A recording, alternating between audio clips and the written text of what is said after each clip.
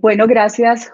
Lo primero que quisiera hacer en nombre del Consejo Superior de la Judicatura es agradecer al doctor Álvaro Namén, presidente del Consejo, a la doctora Marta Nubia Velázquez, vicepresidenta y organizadora de este encuentro, a todos los magistrados del Consejo de Estado por esta invitación. Para el Consejo Superior de la Judicatura es un gusto estar en este encuentro contestándole a los jueces, a los magistrados de la jurisdicción de lo contencioso administrativo sobre las inquietudes que tienen en relación con varios de los temas en los que el Consejo Superior de la Judicatura se encuentra trabajando. Entonces, estamos aquí acompañándolos y muy dispuestos a dar respuesta a cada una de sus inquietudes.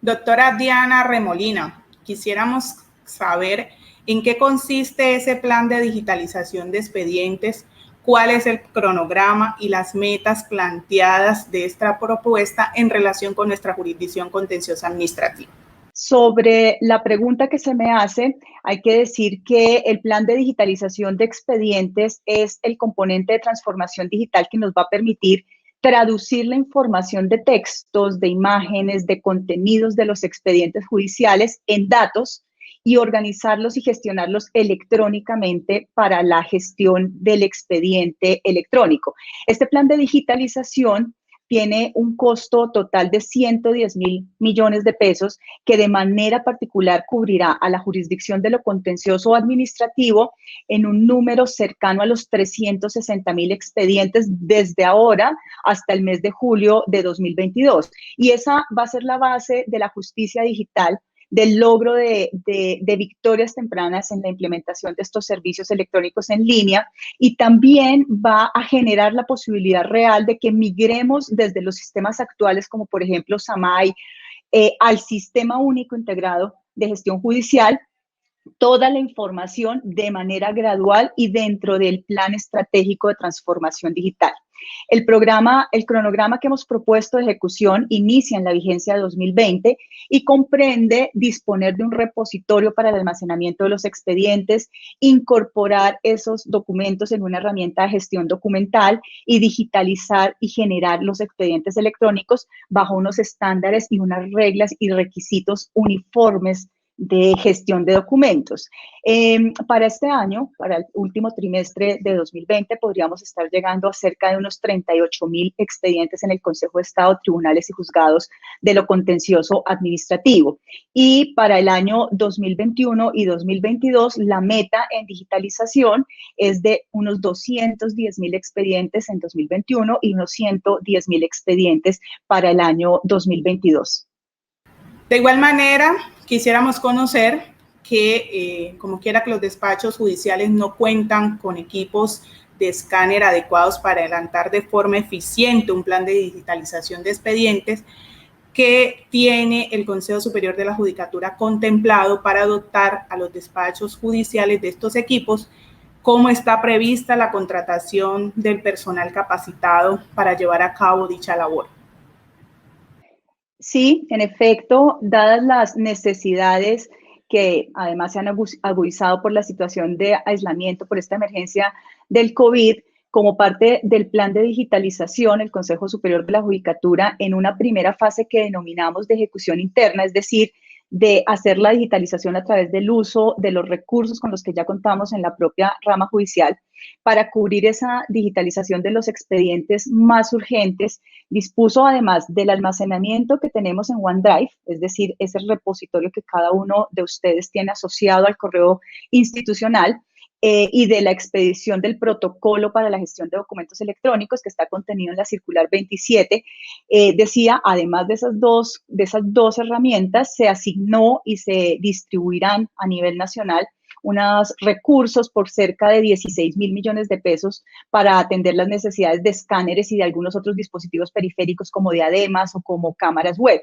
En la actualidad, las direcciones seccionales adelantan el proceso de contratación para el suministro correspondiente, de tal manera que estos procesos internos de digitalización de expedientes se fortalezcan en tanto se contrata la fase 2 de la que les hablaba anteriormente, que incluye la contratación de personal técnico especializado y de equipos industriales para avanzar rápidamente conforme al cronograma en la conformación de esos expedientes electrónicos.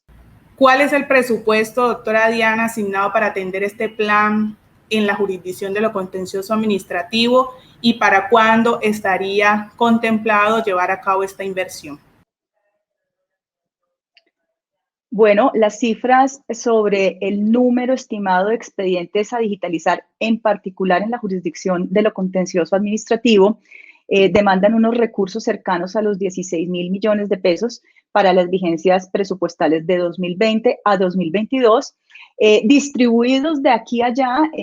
con 1.600 millones en 2020, casi 9.000 millones para 2021 y unos 4.600 para el 2022. Esto sumado a la inversión que ya se está haciendo en escáneres, que tiene una cuota parte de unos 2.200 millones de pesos aproximadamente para el año 2020. Esos recursos en general están en trámite de vigencias futuras en el Ministerio de Hacienda y tenemos la aspiración de que el proceso de contratación inicie prontamente en estas semanas para que antes de finalizar el 2020 podamos estar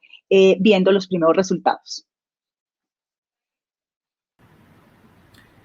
Doctora Diana, cuéntenos en cuanto a la renovación tecnológica, ¿cuál es el plan que se tiene previsto y la actualización de los equipos de cómputo con los requerimientos que actualmente se requieren en los despachos judiciales?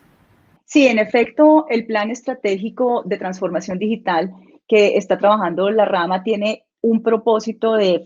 modernizar la justicia, de llegar a la justicia digital y al litigio en línea en un periodo, en principio, de 5 años. Este plan, por supuesto, incluye dentro de los programas la generación de unas capacidades importantes y adicionales de tecnología, como el almacenamiento en repositorios especializados,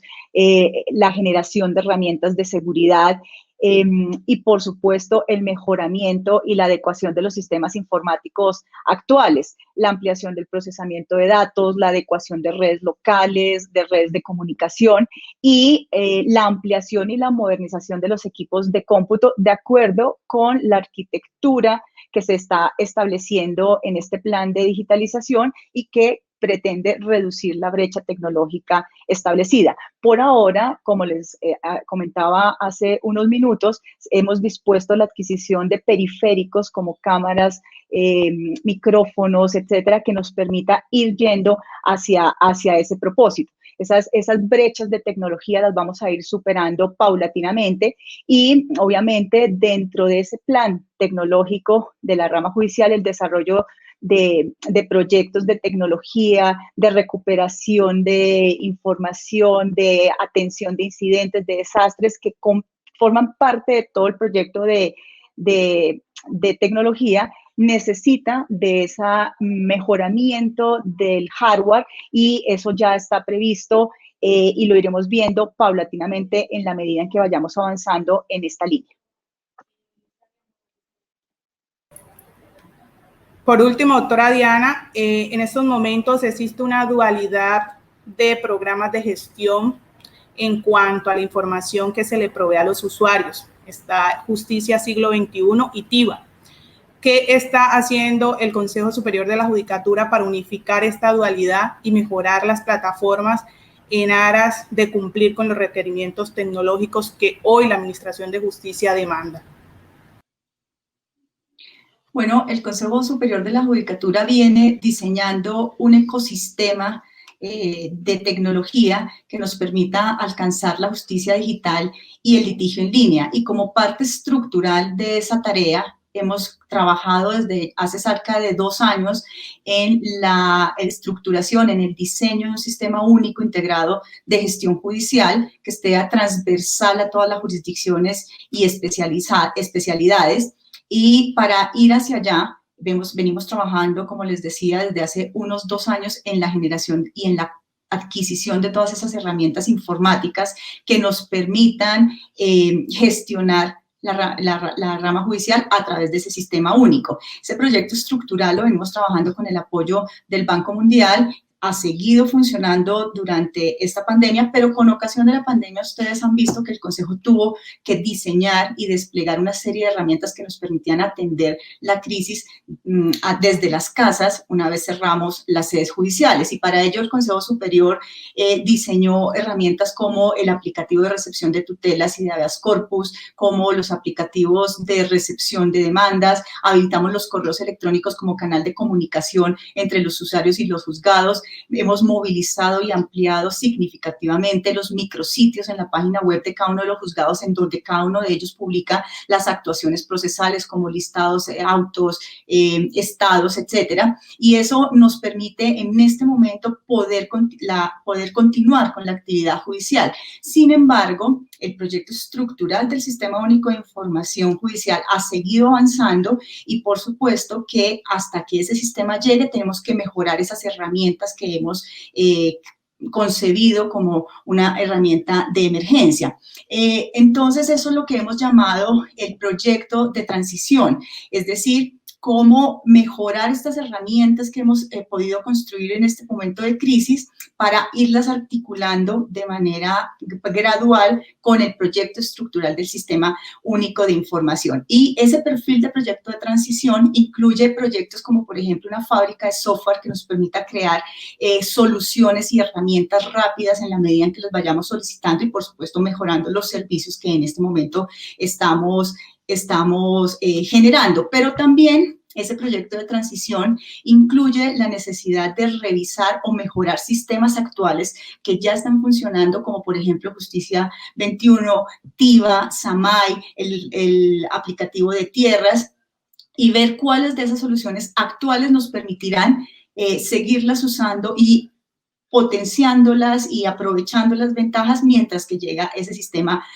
único. Esa revisión de esos sistemas lo estamos haciendo a través de unos criterios establecidos por la Unidad de Informática, por el Grupo Estratégico de Proyectos que está liderando este proceso en el Consejo Superior de la Judicatura y en la Dirección Ejecutiva, definiendo el grado de madurez de las herramientas, mirando si podemos a partir de ellos hacer nuevos despliegues, cómo podemos articular eso que ya hoy existe con lo que estamos generando en este momento, de tal suerte que la transición que hagamos hacia esa justicia digital, a ese sistema único de información que llegará y absorberá toda esta multiplicidad de herramientas con las que trabajamos hoy, agregue valor y nos permita construir sobre lo construido, con el apoyo en esta estrategia, pues como les decía, de una fábrica de software que va a mejorar la oportunidad de respuesta a las necesidades de los despachos judiciales durante este periodo, como les digo, hasta que logremos poner en funcionamiento el Sistema Único de Información de la rama judicial. Doctor Masflores, ¿cuál ha sido el resultado de los programas pilotos sobre el expediente electrónico? ¿Se han elaborado planes para implementar de forma masiva el expediente electrónico con el fin de digitalizar la justicia? Debe indicarse que la justicia digital significa la aplicación masiva de las tecnologías de la información y la comunicación en la gestión judicial para mejorar la productividad, la calidad, la eficiencia, la comunicación, la transparencia y el acceso. El logro de este objetivo implica pasar primero por la digitalización de documentos y contenidos. Segundo, la conformación de expedientes electrónicos. Y tercero, la incorporación de trámites judiciales electrónicos en línea con interoperabilidad con sistemas informáticos dentro de la rama judicial y con otras entidades en un modelo virtuoso de servicios de valor agregado. Sobre los programas piloto de expediente electrónico, y en particular sobre los procesos priorizados por el Consejo de Estado, como son el medio de nulidad de propiedad intelectual y el medio de nulidad de asuntos tributarios y análisis de relatoría de las secciones 1 y 4, se ha avanzado en la exploración de diagnósticos y normativa, la revisión del detalle de los trámites, incluido el levantamiento de los programas, modelo de gestión documental, modelo de relatoría, modelo de gestión de despachos, así como oportunidades de mejora con propuestas de solución. Esto ha de ser mirado conjuntamente con otras actividades como el procedimiento electrónico, de tutelas para continuar con estos ejercicios en la justicia digital, pues son avances que serán integrados o migrados posteriormente al Sistema Único de Gestión Judicial. Como resultados, a resaltar de esta labor se tiene lo siguiente: trabajo constante y coordinado de las partes a través del comité de dirección y la mesa técnica, lo que ha llevado a la construcción de un aprendizaje adquirido en torno al dimensionamiento del proceso de transformación digital y de los actores que pueden apoyar o fortalecer su implementación. Se produjo un documento técnico de recomendaciones y requerimientos funcionales para la implementación de soluciones o servicios digitales en la gestión de procesos judiciales. Actualmente se trabajan en unas experiencias concretas de optimización digital en los 5 trámites priorizados con el acompañamiento del Ministerio, de las TIC, del BID y del marco, y en el marco del Plan Estratégico de Transformación Digital de la Rama Judicial adoptado por el Consejo Superior de la Judicatura, a saber, implementación del marco de interoperabilidad para los 5 trámites. Estamos en la segunda fase del plan de trabajo y el Consejo de Estado suscribió recientemente memorandos de entendimiento con la Superintendencia de Industria y Comercio y la DIAN. Gestión documental electrónica para los trámites priorizados a partir del protocolo de expedientes electrónicos y el plan de digitalización. Integración de herramientas existentes para la gestión del proceso de revisión de tutelas en la Corte Constitucional. Debe señalarse que en el Acuerdo 11.532 de 11 de abril de 2020, el Consejo Superior de la Judicatura dispuso privilegiar la utilización de medios tecnológicos en el ejercicio de la actividad jurisdiccional,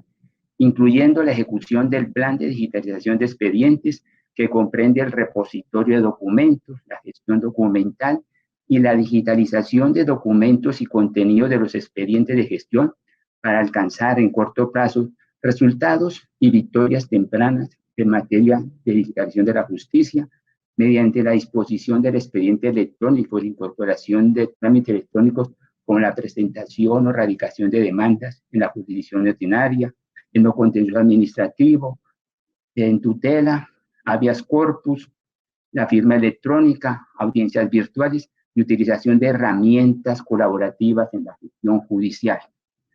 Todas estas acciones dentro de un marco de transformación digital que comprende, entre otras estrategias, la aceleración de proyectos soportados en la tecnología, como la sede electrónica o ventanilla única, que consolida los trámites en línea, en un modelo de transición hacia la citada justicia digital. Transformación digital, caracterizada por la gradualidad, que implica el mejoramiento de lo existente en procesos, trámites y servicios, además de la disposición por fases de nuevos sistemas y herramientas y servicios apoyados en la tecnología para materializar la justicia digital y el litigio en línea, con victorias tempranas en las distintas jurisdicciones y especialidades, teniendo en cuenta que parte de estos servicios son transversales e impactarán positivamente la gestión en toda la rama judicial. ¿Se cuenta con algún proyecto que actualmente tenga contemplado el Consejo Superior de la Judicatura respecto de la aplicación de inteligencia artificial u otras herramientas similares en la gestión de procesos judiciales? Este proceso ha significado avanzar en el establecimiento de estándares normativos, funcionales y tecnológicos para la apropiación de las tecnologías en la gestión judicial y el establecimiento de modelos y arquitecturas que permitan, en corto plazo, resultados en analítica e inteligencia artificial a manera de pilotos que pueden ser extrapolados rápidamente y que faciliten y potencien los resultados en materia de decisiones y aproximaciones de valor, análisis de casos, generación de resúmenes y hasta proyectos de decisión bajo algoritmos propios de la naturaleza del derecho y de la administración de justicia.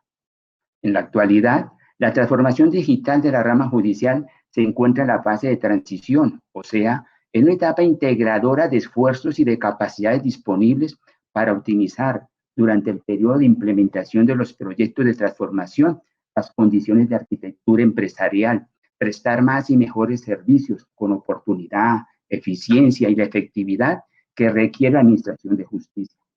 basada en la priorización gobernada por el concepto de valor agregado y de cadena de valor a partir de soluciones de implementación en corto plazo. Además, dicha transición está concebida como una estrategia generadora de confianza dentro de la gestión del cambio y la comunicación que incluye de manera definitiva la cultura organizacional y la adopción de nuevas habilidades, fruto de la transformación digital y que facilitan la apropiación de estas nuevas tecnologías, mejorar el servicio y generar capacidades adicionales a usuarios internos y externos. Como parte del Plan Estratégico de Transformación Digital, el Consejo Superior de la Judicatura ha dispuesto también la incorporación de tecnologías apoyadas en modelos de analítica de datos, machine learning e inteligencia artificial como elementos de innovación en los servicios de justicia y la gestión de casos, producción de información y análisis de contextos y predictiva para la generación de políticas, por ejemplo, en materia judicial y aún de política criminal. Es de anotar que la primera parte de estas herramientas, apoyadas en la computación y el manejo de millones de datos, corresponde a la organización de los mismos, la definición de los modelos y la generación de las necesidades en las cadenas de valor para, verbigracia, establecer mecanismos de apoyo en la toma de decisiones judiciales a partir del análisis de grandes volúmenes de casos clasificados dentro del modelo de acuerdo con las variables y el algoritmo que se defina y construya para cada asunto en el proceso de aprendizaje computacional o la generación automática de proyectos de resúmenes o de fallos o de análisis jurisprudencial para consideración de los jueces, de sus asistentes o los auxiliares o de los expertos en relatoría. Así, se prevén distintos niveles de profundidad y de complejidad en los algoritmos de inteligencia artificial, unos diseñados para la ubicación de la información y otros que permitan la predicción o proyección de resultados a partir del aprendido mediante la experiencia, el contexto y la correlación de múltiples variables propias de la gestión judicial. Por último, no sobra agregar que el proyecto de analítica e inteligencia artificial hace parte de la organización de datos, también del Plan Estratégico de la Transformación Digital. Doctor Aurelio Rodríguez, ¿existe alguna propuesta por parte del Consejo Superior de la Judicatura para que se privilegie la carrera judicial en los nombramientos en provisionalidad de la rama? Sobre este interrogante debo indicar que el Consejo Superior de la Judicatura, el pasado 27 de julio del año en curso, presentó ante la Cámara de Representantes del Congreso de la República un proyecto de modificación a la Ley Estatutaria de la Administración de Justicia, proyecto que fue radicado con el número 295 de 2020. En la citada iniciativa legislativa se encuentra la creación de un inciso nuevo que modificaría el numeral segundo del artículo 132 de la Ley 270 de 1996, que regula la provisión de cargos en la rama judicial en provisionalidad. El inciso incorporado en el proyecto 295 se encuentra en el artículo 40, el cual quedaría así: la provisión de cargos en la rama judicial se podrá hacer de las siguientes maneras. Primera, en propiedad. Segunda, en provisionalidad. El inciso nuevo establece concretamente lo siguiente: cuando se trate de vacancia temporal en cargos de carrera, se optará por un funcionario o empleo de carrera del despacho respectivo, siempre que cumpla los requisitos para el cargo, o por el que hace parte del registro de elegibles. Este nombramiento no excluirá a la persona del respectivo registro para optar por un cargo en propiedad. Así entonces, con este nuevo inciso, el Consejo Superior de la Judicatura busca privilegiar a los funcionarios o empleados que están vinculados en el sistema de carrera judicial, pues con estos servidores judiciales se deben llenar las vacantes temporales, o si no, con los que se encuentren en el registro de elegibles.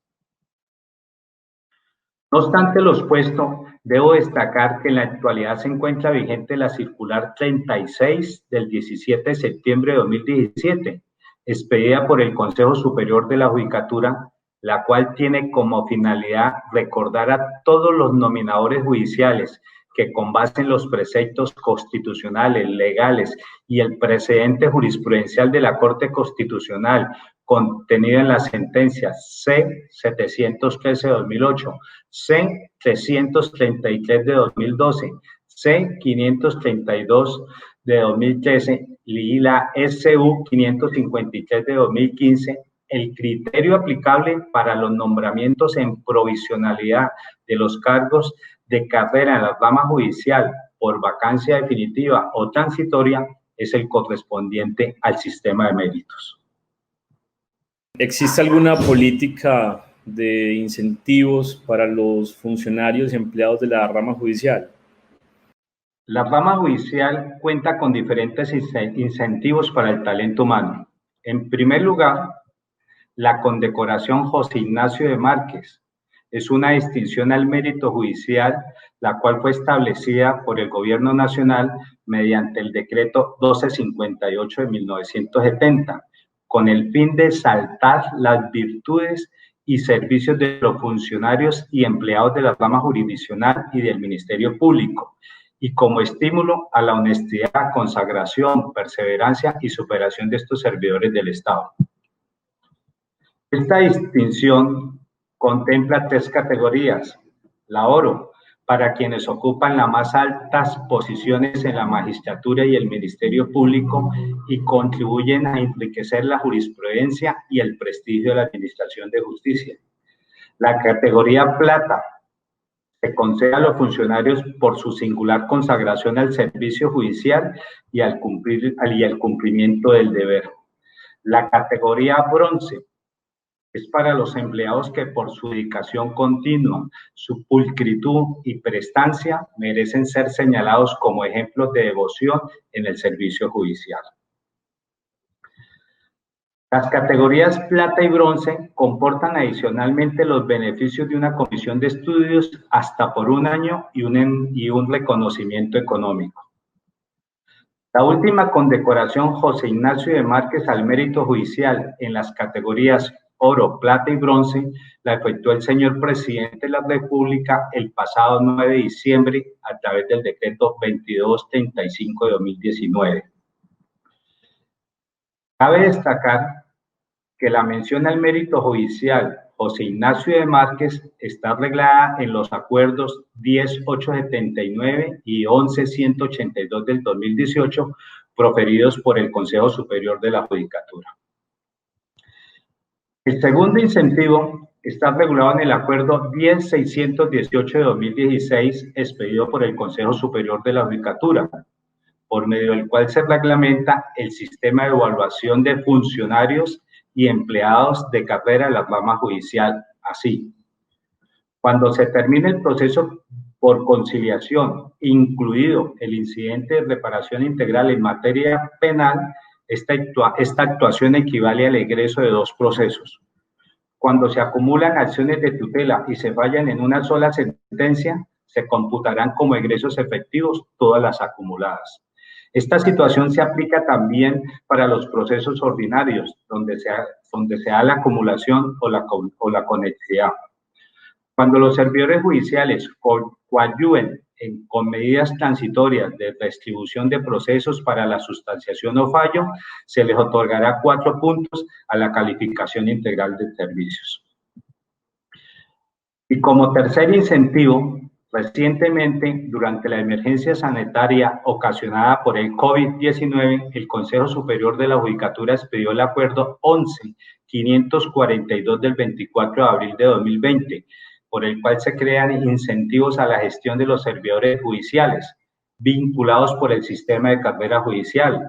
estableciendo que por una única vez y de manera excepcional para el periodo 2020 se tendrán en cuenta los siguientes incentivos. 2 puntos adicionales a la calificación para los servidores judiciales que aumenten su rendimiento respecto de la evaluación del periodo inmediatamente anterior. 2 puntos adicionales a la calificación para los servidores judiciales que acrediten haber hecho uso de las tecnologías de la información y las herramientas dispuestas por el Consejo Superior de la Judicatura en la gestión y trámite de los procesos durante el periodo de las medidas adoptadas en la emergencia sanitaria. ¿Cuáles son los criterios que sigue el Consejo Superior de la Judicatura para establecer ajustes en la planta de personal de los despachos judiciales? Mil gracias por este intercambio que estamos haciendo con funcionarios y funcionarias de la Jurisdicción Contencioso Administrativo. Frente a esta pregunta es importante analizar que los criterios para establecer la planta de personal de los despachos judiciales, definido por el Consejo Superior de la Judicatura, está determinado por el comportamiento y movimientos de procesos que reportan los despachos judiciales al Sistema de Información Estadística CIERJU cada trimestre. Con esta información, el Consejo Superior de la Judicatura utiliza las variables de técnicas como son inventario, ingreso, egreso y inventario final de cada periodo, del periodo completo de cada año. Estos egresos y estos ingresos, de acuerdo a la información reportada, son los que sirven para evaluar cuál es el comportamiento de demanda que permite medir los despachos judiciales en un periodo determinado y medir cuáles son los comportamientos de cada circuito y cada distrito para así establecer la demanda versus oferta de justicia en la jurisdicción de lo contencioso administrativo. A partir de esa evaluación de ingresos efectivos, la corporación identifica cuáles son los despachos judiciales, trátese de juzgados o tribunales, de alta demanda, de mediana demanda o baja demanda, y así poder comparar y revisar cuál es el comportamiento y mirar los promedios nacionales frente a ingresos y egresos en el territorio nacional en la jurisdicción contenciosa administrativa. De acuerdo a esta ubicación de alta, mediana o baja demanda, la corporación determina una planta de personal para los despachos judiciales. Una vez definida esa metodología que acabo de explicar, se ha implementado un modelo de gestión y la corporación revisa si ese modelo de gestión, de acuerdo al juzgado o tribunal que corresponda, tiene definido el modelo de gestión, por ejemplo, de apoyo judicial. Aquellas oficinas donde hay apoyo judicial en los despachos judiciales, en los juzgados, tiene una planta de personal un poco diferente en los circuitos donde no existen las oficinas de apoyo. Y eso determina, obviamente, cuál es el número de planta de personal de esos despachos. En uno no necesita citador, donde hay oficinas de apoyo se necesita, donde no hay se necesitan citadores y expedientes. Con ese modelo de gestión, el Consejo Superior evalúa qué es lo que hay que ajustar en cada una de las plantas de los despachos judiciales y define inclusive los perfiles de esos empleados judiciales. Una vez el Consejo Superior en el año 2015 determinó una planta tipo en el acuerdo 10.402 y esa planta tipo definió de acuerdo a la categoría de despacho, trátese en juzgados o tribunales, cómo sería la planta de personal. Pero para nosotros resaltar esta propuesta de ajustar las plantas de personal de los diferentes circuitos y distritos, en este año el Consejo Superior revisó esa categorización y propuso la creación de algunos empleados y algunos juzgados administrativos en diferentes distritos judiciales y algunas plantas de magistrados en los distritos, revisando porque la categorización que se hizo inicialmente no incluyó algunos tribunales que tenían categoría de alta demanda, no estaban incluidos como media demanda. Ahí fue donde se crearon despachos de magistrados en los distritos de de Córdoba, en los distritos de Meta, Santander, Villavicencio, Valle del Cauca y Antioquia. Asimismo, se previó la creación de 11 juzgados porque la demanda de justicia era muy alta. Por lo tanto, incluimos la creación de los juzgados de Arauca, los juzgados de Turbo, Quibdó, Santa Marta, Riohacha, Florencia, Yopal y Tumaco, para poder equilibrar esta planta de cargos por la demanda de justicia que había en esos distritos judiciales, e inclusive equiparamos planta de cargos y ajustamos en algunos tribunales porque no era idéntica, entonces estandarizamos con el fin de cumplir la estandarización y el equilibrio de planta de personal en los diferentes despachos judiciales o tribunales del país. En este momento, ¿existe algún plan para la creación de despachos judiciales para descongestión? Esta respuesta tiene una estrecha relación con el punto anterior, porque para precisar, el Consejo Superior, con las facultades constitucionales y legales que tiene de llevar el control de los despachos judiciales en el país, con sustento en un comportamiento de demanda de justicia, frente a la evaluación que hace cada semestre y cada año de los movimientos de procesos, ha tomado como medida indispensable durante los últimos años lo que es la descongestión. E inclusive el último año hemos tratado de que la descongestión esté dirigida y direccionada a culminar con los procesos escriturales.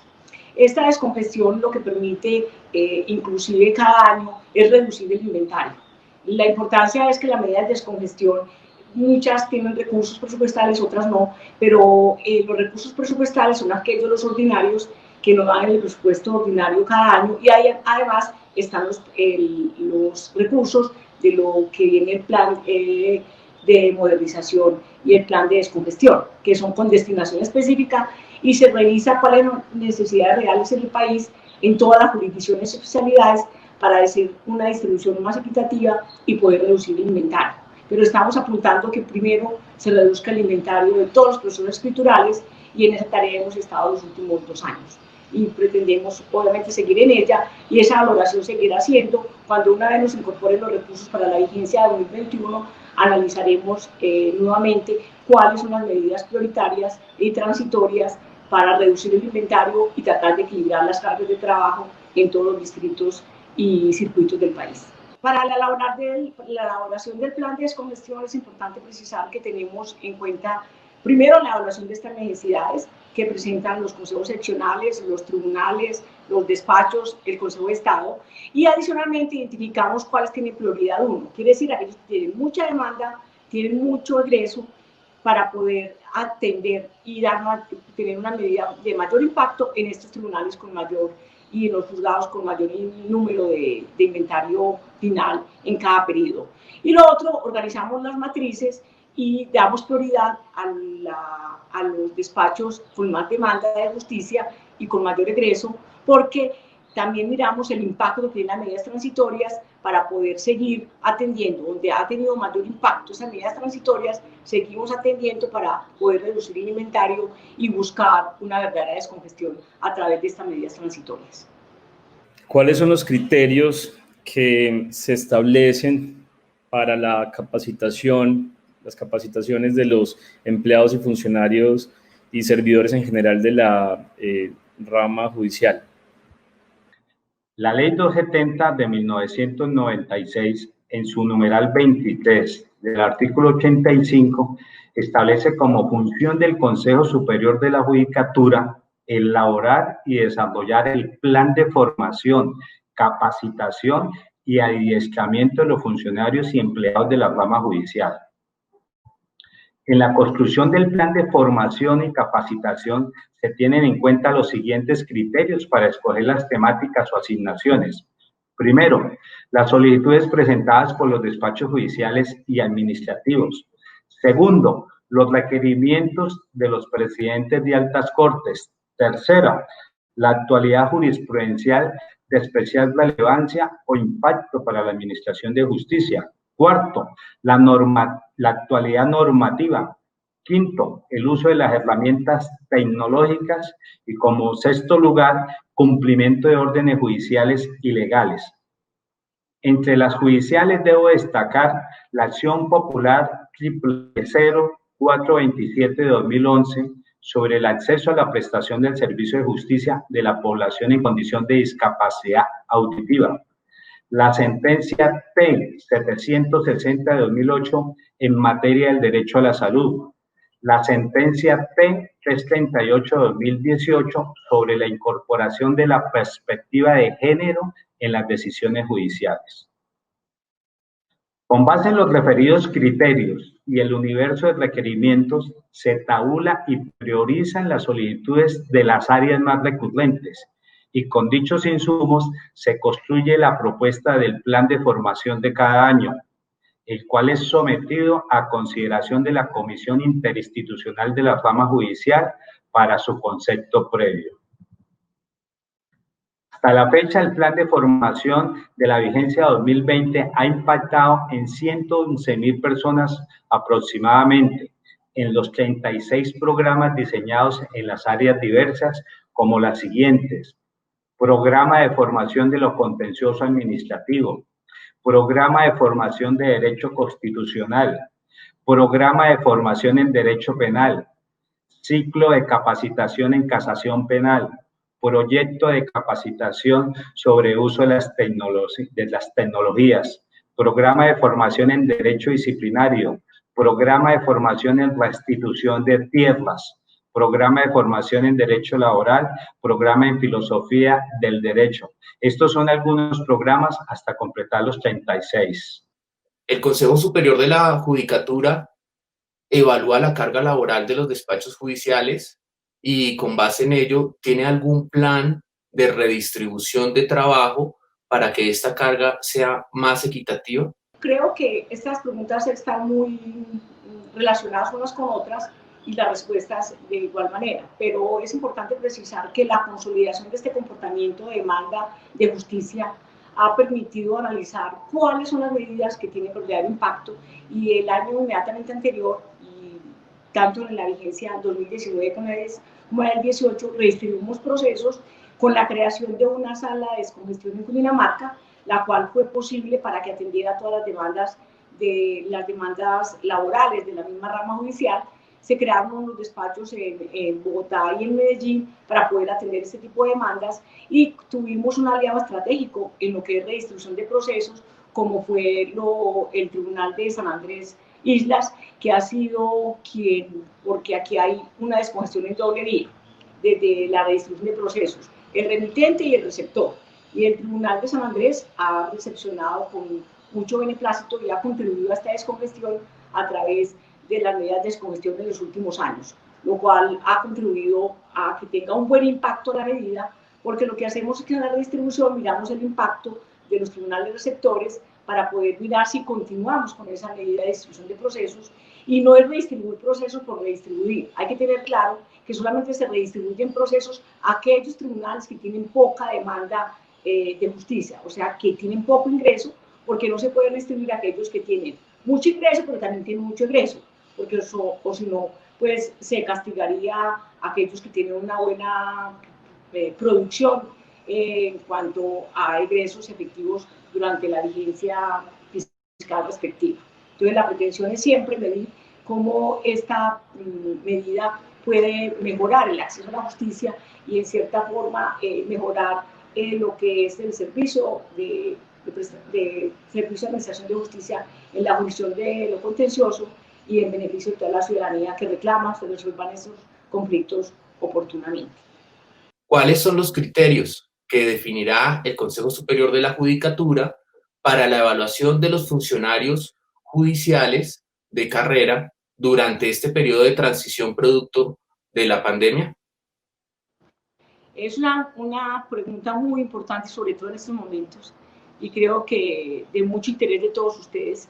El Consejo Superior, no tengo una respuesta en este momento, pero el Consejo Superior en las dos últimas sesiones viene haciendo la evaluación de la medida de calificación para el periodo 2020. Es una medida que no puede desconocer las consecuencias que la pandemia generó en la función judicial, y adicionalmente hay que mirar no solamente eso, sino el impacto que tuvo y la implementación de la tecnología para todos los servidores judiciales, lo que es el impacto en las notificaciones, en el reparto, en el ingreso de procesos, ha sido el impacto en las partes del proceso y el impacto que tuvo en los abogados para efectos de poder implementar también ellos la tecnología. No podemos desconocer tampoco que hubo un periodo en el que se suspendieron los términos, luego un periodo que fue ingresando paulatinamente algunas acciones. En lo contencioso tenemos que mirar que la dedicación exclusiva de ustedes en un inicio, una vez levantó lo de las tutelas, se amplió paulatinamente para un tipo de acciones, se tuvieron que dedicar de manera exclusiva a todas las acciones frente al control de los decretos reglamentarios como producto de la pandemia, de la crisis sanitaria. Entonces, toda esa evaluación la está haciendo el Consejo Superior para poder determinar cuál es la mejor alternativa. Estamos analizando varias alternativas. Hay varias comunicaciones en ese sentido por parte de los servidores judiciales y tribunales, y una vez tomemos una decisión, con seguridad que las informaremos oportunamente, de manera que no afecte, sea lo más justa y equilibrada posible en razón a las condiciones, porque la regulación que se hizo de la calificación era en condiciones normales, estamos en condiciones anormales, que fue una crisis no solamente para el ejercicio de la función judicial, sino para cualquier entidad pública, adicionalmente no una crisis en Colombia, sino en el mundo entero, que tenemos que revisar las consecuencias y el impacto que generó para que la evaluación de servicios sea lo más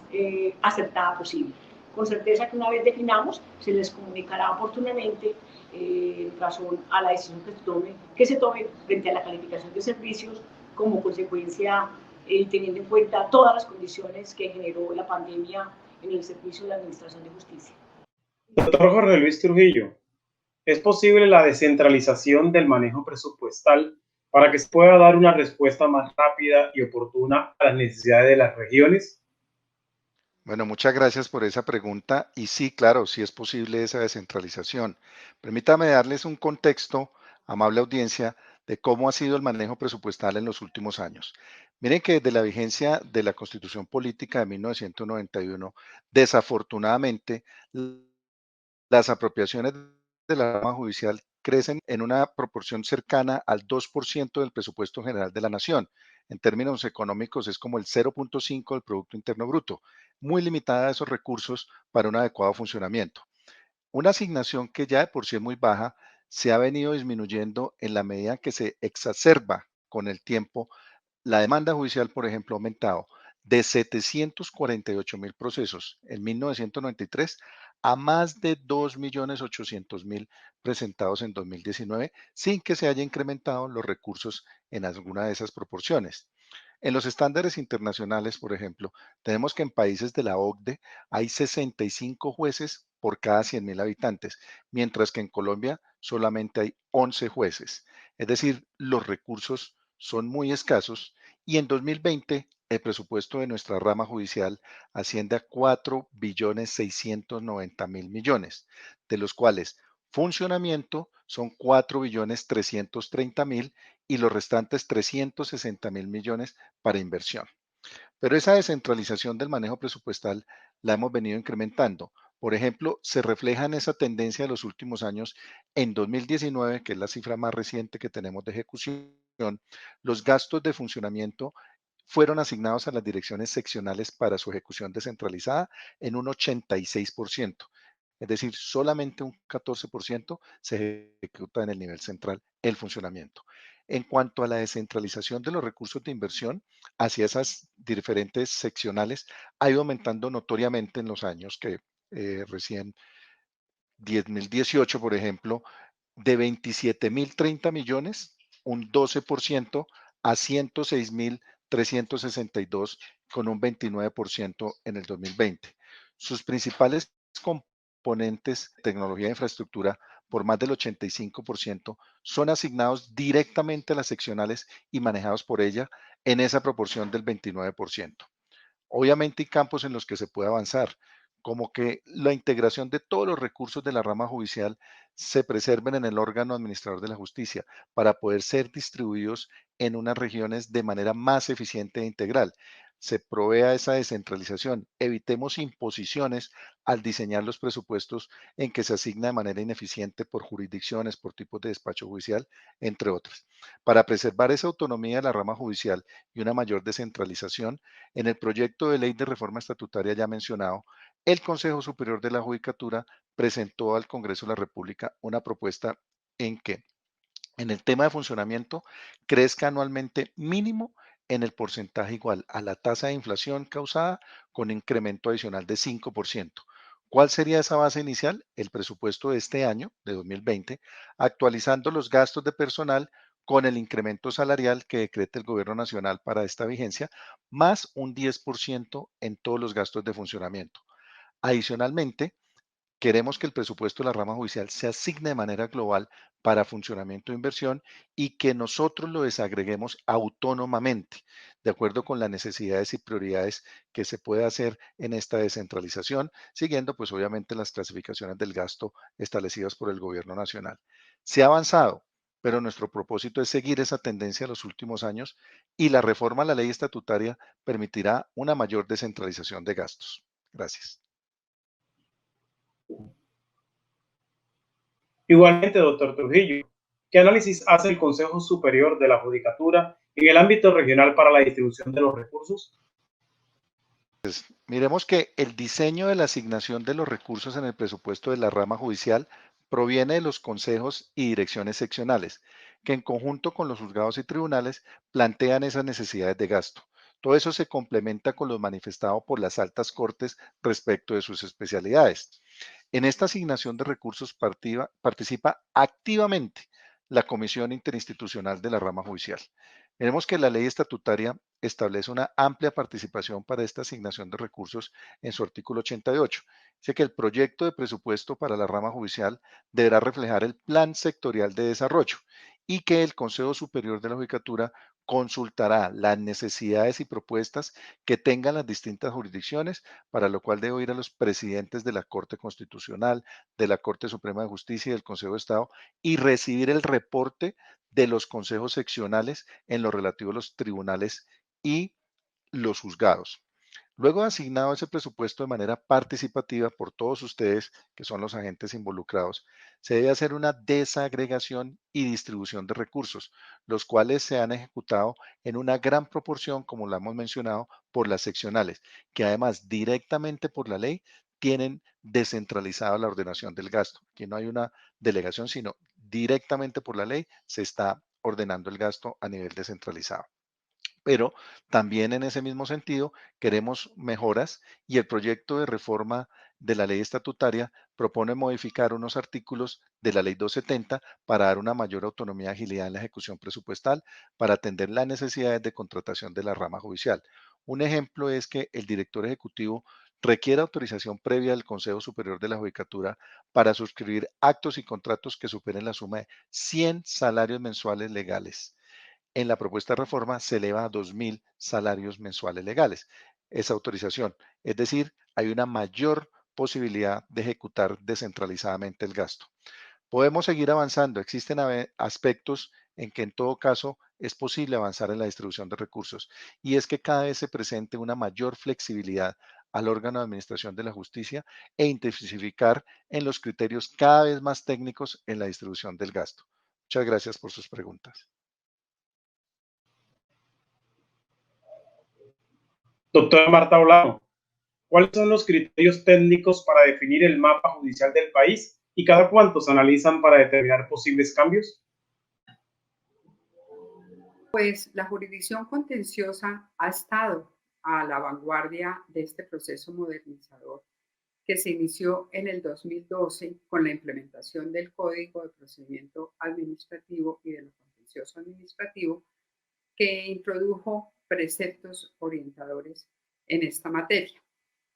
En materia de estructura de aparato judicial, es decir, mapa judicial y fortalecimiento de la oferta en todos los niveles,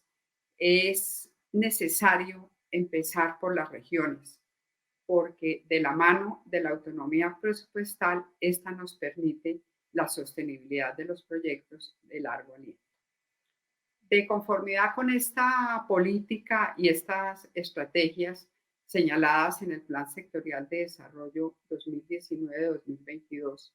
que hemos denominado Justicia Moderna con Transparencia y Equidad,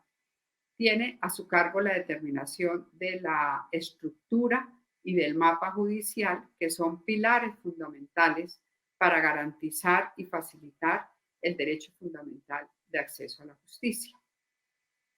La organización, entonces tenemos varios criterios. Entre estos, la organización territorial judicial, que requiere combinar el criterio geográfico con otros como población, ingreso de procesos, la proximidad del juez al lugar de los hechos y, por supuesto, los recursos para cubrir la demanda. En múltiples oportunidades, el Consejo Superior ha identificado diferentes necesidades en materia de estructura y de mapa verbigracia. Lo hemos consignado en los informes al Congreso y en los múltiples anteproyectos de presupuesto. Entonces, tenemos como obligación primordial que es garantizar la cobertura nacional, lo que implica un servicio de por lo menos una unidad judicial en cada uno de los municipios, y traigo a colación o el ejemplo último del nuevo municipio creado en el Guainía, que se denomina Barrancamintas. Segundo, un equilibrio entre la oferta judicial y el crecimiento demográfico y el desarrollo económico. Es el caso de municipios aledaños a las ciudades capitales o aquellos que hacen parte de zonas metropolitanas. Un tercer criterio, que es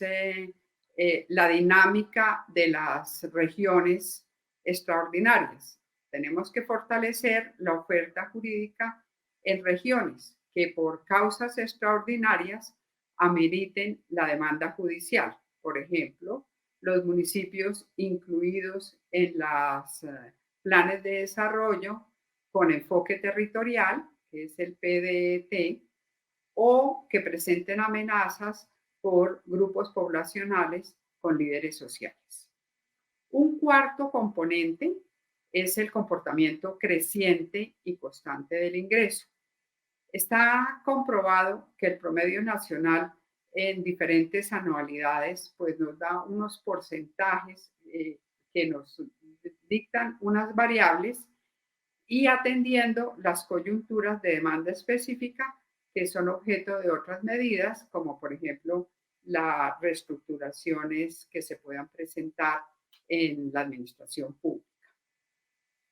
Un quinto criterio es el criterio de vocación de permanencia. Estas medidas de descongestión, donde tienen que estar para la judicatura muy probado la eficacia y la eficiencia de la medida y su impacto positivo en la gestión judicial. Un sexto criterio, la homologación de plantas de personal, que en el año 2019 el Consejo hizo un ejercicio de revisión de plantas de personal apuntando a la homologación necesaria para equilibrar los diferentes despachos judiciales. Debemos recordar que la jurisdicción contenciosa está conformada por 26 distritos y por 40 circuitos. En el año 2015, que todos recordaremos, se marcó un hito histórico en materia de ajuste a la oferta judicial, y el Consejo consignó recursos para ajustar el mapa judicial, y en esta jurisdicción se produjo un fortalecimiento, creando 353 cargos en el Consejo de Estado, 32 plazas de magistrados en los tribunales de lo contencioso administrativo, 85 despachos de jueces administrativos, amén del ajuste a las plantas de personal y oficio y a las oficinas de apoyo. Todo esto está consignado y previsto en el acuerdo 10.402 del 15. A partir del año 2016, se han hecho ingentes esfuerzos de parte de la Judicatura para hacer frente a la demanda de la justicia en la jurisdicción, no solo de medidas transitorias, sino de soluciones que no requieren erogación presupuestal, como la más reciente, diseñada en el plan con el presidente del Consejo de Estado, el doctor Namén,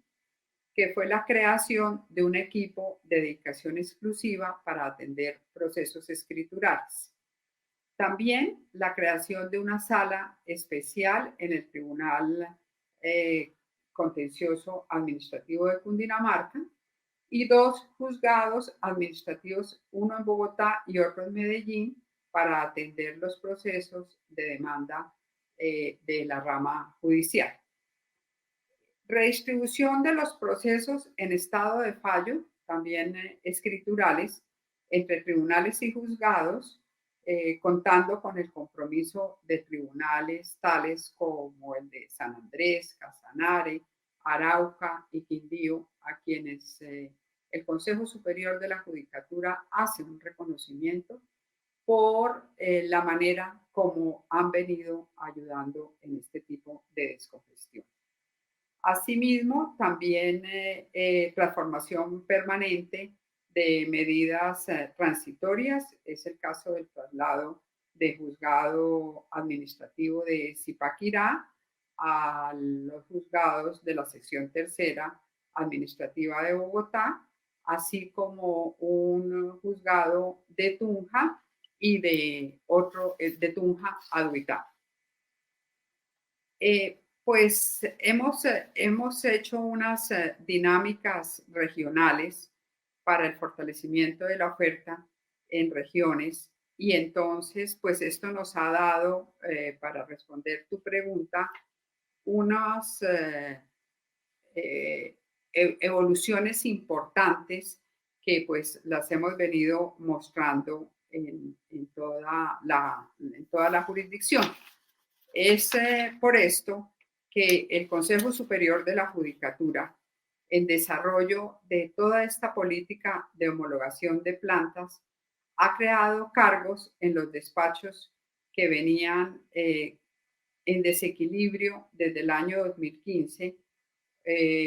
para que las plantas hoy sean más homogéneas. Tenemos también un proyectado, una inversión que oscila alrededor de 19.234.175 millones, que implica la participación del 21% de los recursos disponibles que tiene Judicatura para la jurisdicción de lo contencioso. Pero para llegar a tan anhelado equilibrio y lograr la modernización, que es el punto donde queremos llegar, se requieren remedios estructurales, como la asignación en el presupuesto general de la Nación de un porcentaje para la rama judicial. Así como lo planteó mi compañero, el magistrado Trujillo, yo lo repito porque este es uno de las propuestas contempladas en el proyecto que hemos presentado de ley estatutaria al Congreso de la República y que lograría unos grandes avances para poder dar respuesta a todas las jurisdicciones y pues a nosotros nos llama poderosamente la atención poder estar de la mano trabajando con la jurisdicción contenciosa administrativa para lograr un equilibrio en todas estas grandes necesidades que se tienen en la jurisdicción. Muy gracias.